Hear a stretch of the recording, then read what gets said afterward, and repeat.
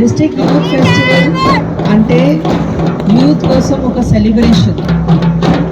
Every year మన government of India ద్వారా, మన తెలంగాణ గవర్నమెంట్ ద్వారా స్వామి వివేకానంద గారిది యూనివర్సిటీ రోజు నేషనల్ యూత్ డే ఏర్పాటు చేయడం జరుగుతుంది.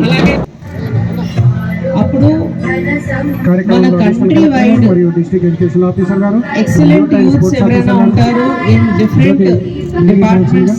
ఫర్ ఎగ్జాంపుల్ గ్రూప్ డాన్స్ లో ఎవరైనా మంచిగా ఉంటారు, స్పోర్ట్స్ లో ఎవరైనా మంచిగా ఉంటారు. అలాంటి వాళ్ళు ఇంటర్ డిస్ట్రిక్ట్స్ కాంపిటీషన్ చేసి తర్వాత దీంట్లో విన్నర్స్ స్టేట్ కాంపిటీషన్స్ కి పోతారు. స్టేట్ లో కూడా గెలిచిన తర్వాత వారు నేషనల్ లెవెల్ కి పోతారు. సో ఇది చాలా రిగ్రెస్ కాంపిటీషన్స్ ప్రోగ్రామ్ నేషన్ వైడ్ ఏర్పాటు చేయడం జరుగుతుంది.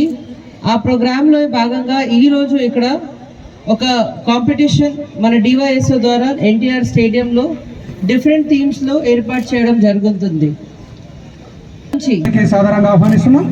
సెకండ్ ర్యాంక్ నేషనల్ లెవెల్లో, స్టేట్ లెవెల్లో సెకండ్ ర్యాంక్ సాధించారు అంటే ఇది చాలా గొప్ప విషయం.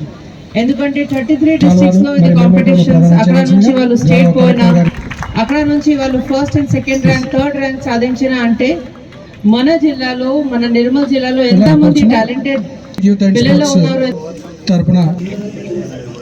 అలాగే